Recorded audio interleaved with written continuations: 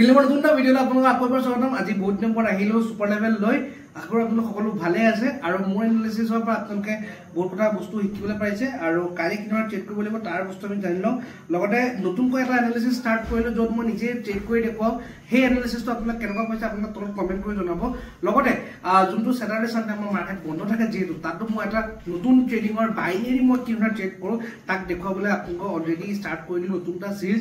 তেনেকুৱাবিলাক বস্তু আপোনাক সহায় কৰিছে নে কেনেকুৱা কি পাইছে আপোনাক আপডেট জনাব কমেণ্ট কৰি। লগতে আপোনালোকে চিন্তাই কৰিব লাগে উই আৰ ট্ৰেডাৰ্ছ, আমি ট্ৰেডাৰ্ছ।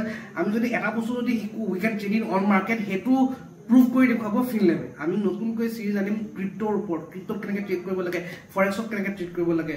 ঠিক আছে, চ' অলৰেডি মই বহুতখিনি বস্তু দেখুৱাইছোঁ আৰু বস্তু দেখুৱাই যাম আহিবলগীয়া দিনত। বাছ আপোনালোকে ছাপোৰ্ট কৰি যাব।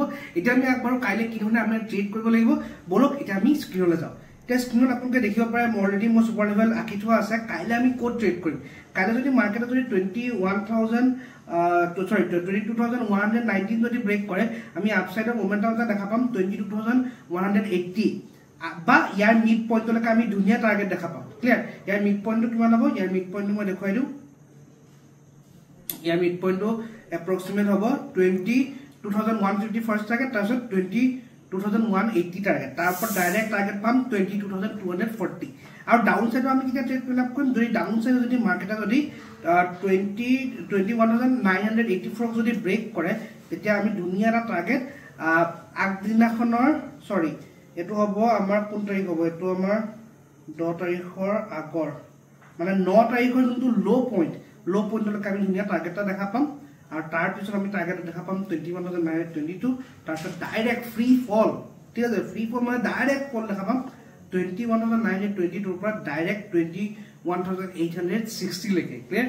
চ' বাকী মাজৰ জেগাডোখৰত আমি ট্ৰেড কৰাটো এভইড কৰিম পৰাপক্ষত 22,190 পৰা 21,984 মাজত।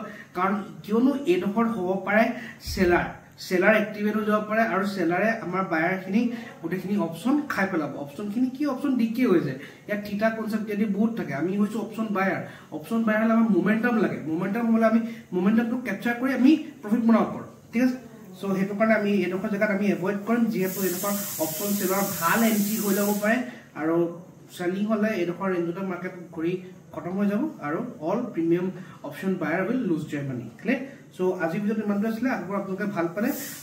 বাকী I am not a financial advisor. Before taking any trade consult your financial advisor. Only মোৰ পাৰ্চনেল পইণ্ট অফ ভিউ মই আপোনালোকক শ্বেয়াৰ কৰিলোঁ অনলি ফৰ এডুকেশ্যন পাৰ্পজ। বাকী আজিৰ ভিডিঅ'ত ইমানটো আছিলে। লগ পাম এটা নতুন ভিডিঅ'ত। Till then keep trading.